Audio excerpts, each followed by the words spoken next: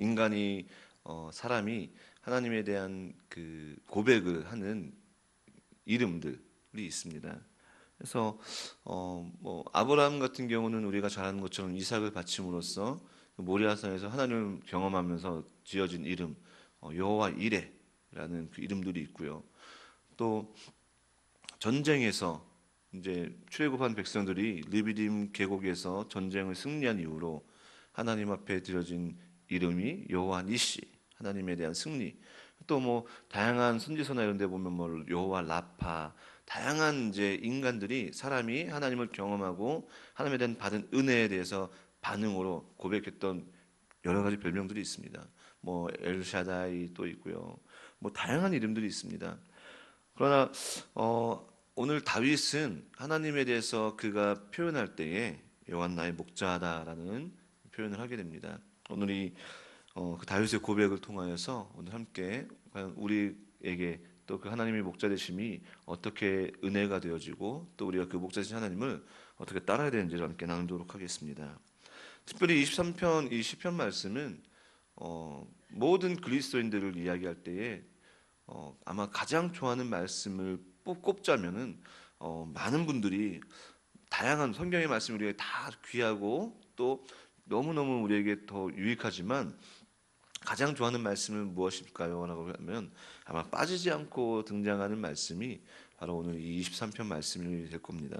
실제적으로도 많은 그리스도인들이 이 시편 23편 말씀을 너무 좋아하고 묵상을 많이 한다고 합니다. 오늘 이 시편 23편은 목자와 양의 비유를 통하여서 하나님께서 목자 되신 하나님께서 하나님 안에 있는 목자 되신 하나님 안에 있는 양된 자신의 백성들에게 전해주는 또 전달해주는 또 그 양들이 하나님 안에 있을 때 누리게 되는 복락을 찬양하고 있습니다. 1절 우리 말씀을 다시 한번 읽어보겠습니다. 함께 읽겠습니다. 여호와는 나의 목자시니 내가 부족함이 없으리로다 라고 고백합니다. 여호와는 나의 목자시니 처음 시작을 하나님 앞에 대한 선언을 합니다. 어떤 선입니까? 여호와는 나의 목자가 되신다 라고 선언하고 있습니다. 고대 근동 지역 팔레스타인이나 또 이스라엘을 위시한 그 주변의 지역들이 예전 고대 근동에서는 왕에 대해서 지칭할 때 주종 관계를 표현할 때 이 목자라는 표현을 자주 했다고 합니다. 그러나 물론 이 다윗도 그러한 고대 문화 속에서 주변 환경의 문화 속에서도 이 목자라고 하나님을 표현할 수도 있겠지만 그가 목자라고 표현한 것에는 저는 두 가지 설교 말씀을 주면서 두 가지 그 의도를 이야기하고 있다는 것을 함께 나누려고 합니다. 첫 번째는 그가 목자라고 고백했던 것은 다윗이 자신의 삶에서 경험했던 가장 완벽한 보호자를 표현했을 때 하나님이라고 한다면 물론 당연히 우리의 가장 창조주 되시고 우리를 완벽하게 보호하시는 것이지만 그가 삶에서 경험했던 어떤 무언가를 보호하는 가장 완벽한 직업 또는 완벽한 대상이 누구일까라고 했을 때 목자였던 것이죠. 자신의 경험을 통해서 그 목자라는 것은 정말 하나님을 표현했을 때에 자기 양들을 위해서 희생하고 자신의 양들을 위해서 끊임없이 수고하는 것을 이야기할 때 다윗은 자신이 목자 출신이었기 때문에 아마 가장 적합한 표현이었을 겁니다. 어쩌면 오늘날 우리가 그 목자라는 표현을 우리에게 적용해서 다시 한번 표현해 본다면 우리는 그 목자라는 그 직업이라는 걸 우리는 사실 경험해 보지 못했습니다.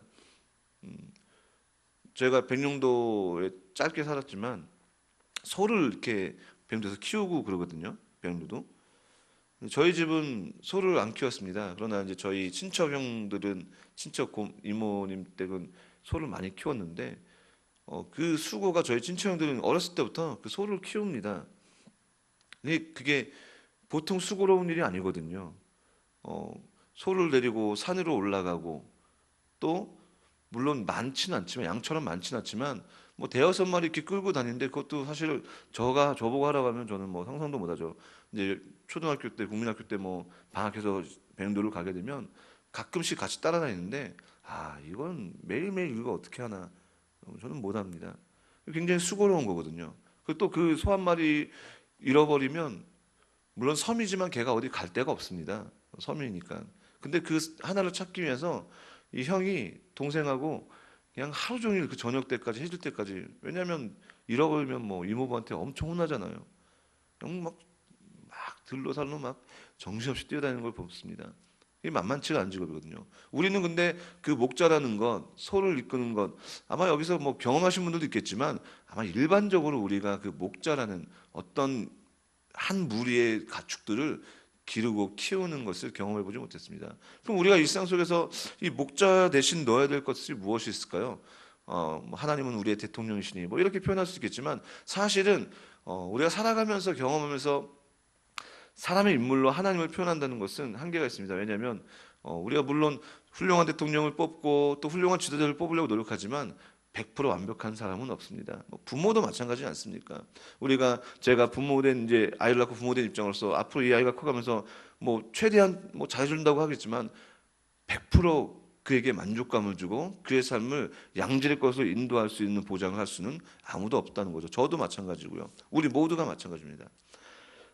그렇기 때문에 우리는 오늘 이 말씀을 통해서 고백할 수밖에 없는 겁니다. 다윗이 고백했던 것을 인용할 수밖에 없는 것이죠. 하나님은 나의 목자가 되십니다. 우리를 위해서 끊임없이 좋은 꼴을 먹이시려고 노력하시고 인도하시는 분이시다 라는 고백을 할 수밖에 없는 것이죠. 두 번째로 다윗이 목자라는 표현을 쓴 것은 유목민을 살았습니다.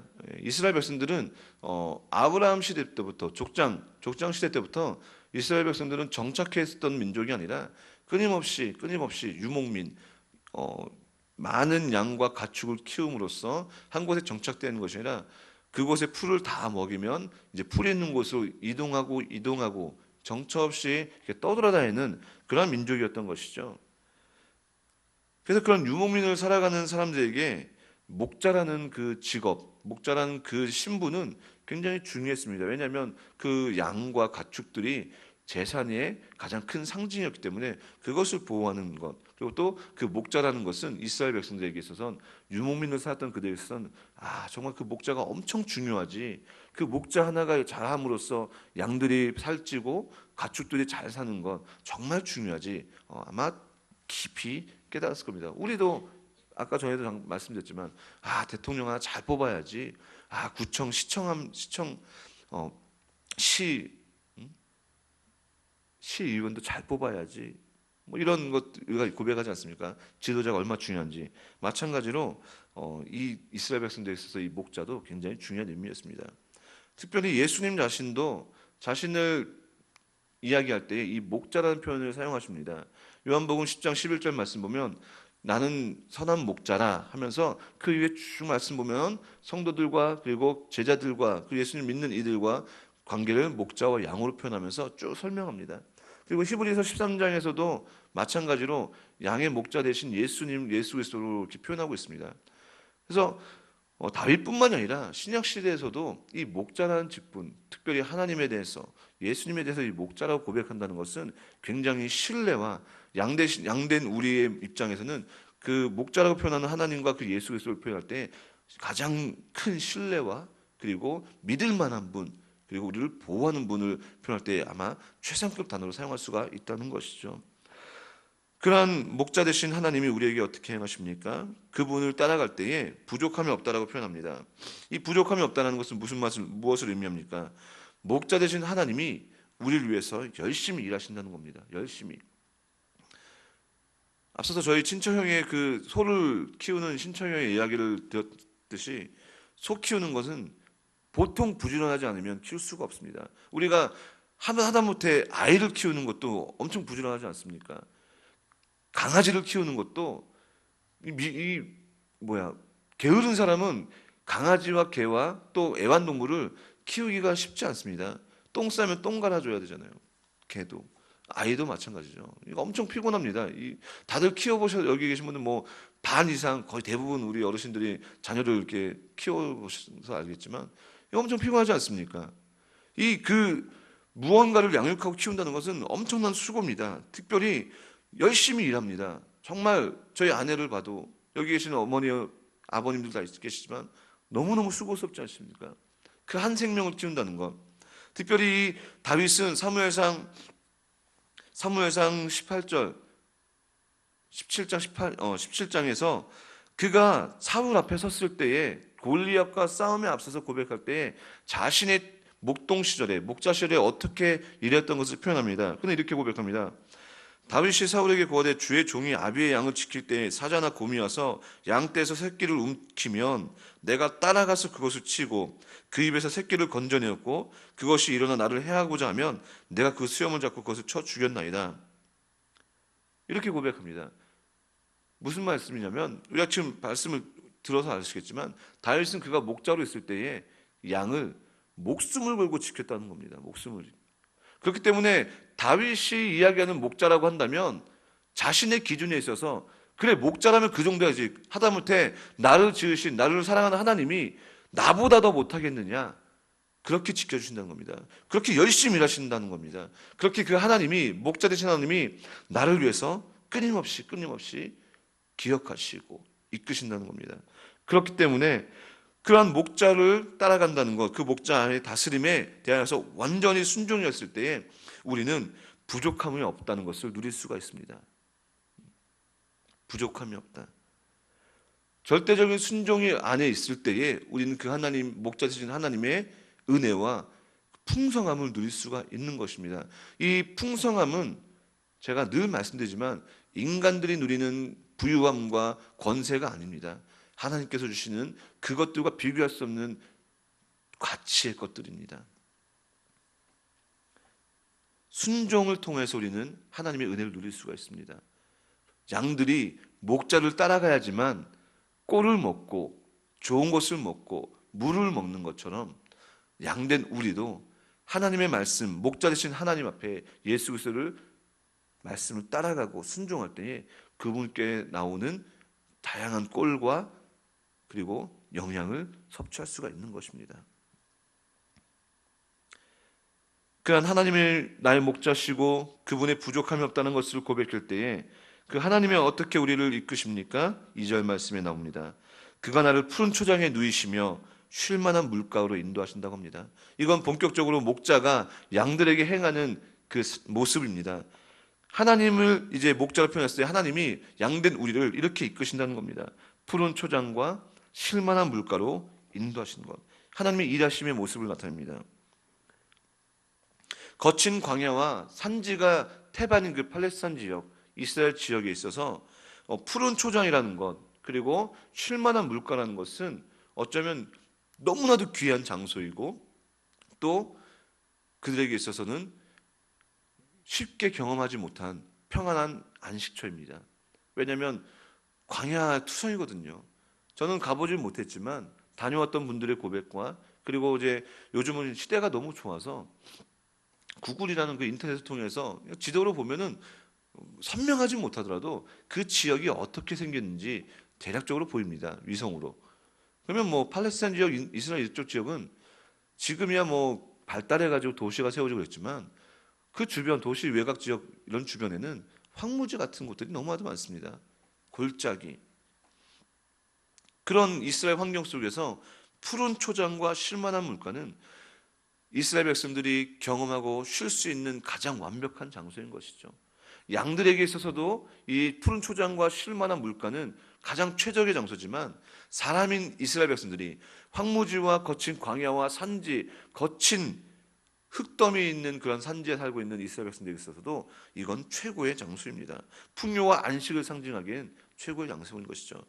그 장소로 우리 목자 되신 하나님이 날마다 인도하신다는 겁니다. 물론 우리가 살아가면서 우리가 하나님이 우리의 목자 되심을 고백할 때에 매 순간순간마다 우리를 이러한 푸른 초장과 쉴만한 물가로 인도하는 것 같지 않을 때가 있습니다. 왜냐하면 우리는 날마다 갈등하고 날마다 넘어지고 날마다 살아가는 인생길이 고단하고 자갈밭 같았지만 분명한 것은 우리에게서 주어진 하나님의 푸른 초장과 쉴만한 물가는 적어도 이 땅은 아니라는 것입니다. 이 땅. 물론 이 땅을 살아가면서 하나님의 보호하심과 목자 되신 하나님이 여전히 일하고 계시지만 우리가 완벽하게 누리는 이 푸른 초장과 쉴만한 물가는 지금 우리 육신을 입고 있는 이 땅에서 있는 것도 아니라 영원한 복락인 하나님의 나라를 우리가 바라보게 한다는 것입니다. 결국은 그렇기 때문에 우리가 이 땅을 살아가면서 많은 고난들이 있습니다. 많은 어려움들이 있지만 목자 되신 하나님을 우리가 신뢰하고 또 그 목자 되신 하나님이 우리를 위해서 지금도 열심히 일하시고 사자가 오면 사자와 싸움하시고 곰이 오면 곰과 싸움하시고 자신의 양들을 보호하는 그 하나님, 하나님께서는 우리 양들을, 우리 인간을 보호하기 위해서 자신의 아들을 찢기신 것처럼 열심히 일하십니다. 또한 우리를 그렇게 사랑하십니다. 한낱 미물로 우리를 바라보시는 것이 아니라 한낱 미물도 그렇게 애지중지하는 그 목자가 하나님의 형상으로 창조된 우리를 내버려 두지 않지 않겠습니까? 오늘도 목자 되신 그 하나님이 우리를 일하심을 삶 속에서 경험하며 또한 그 목자 되신 하나님이 여호와 나의 대통령이시니 이러한 고백보다 더 큰 사람이 아닌 우리를 완벽하게 푸른 초장과 실만한 물가로 인도하는 목자 되신 하나님을 고백하며 그분의 인도하심에 따라 기쁨과 감사로 오늘 하루도 이겨내시는 우리 사랑교회 성도님 되기를 간절히 소망합니다. 기도하겠습니다. 사랑해 주님 감사합니다.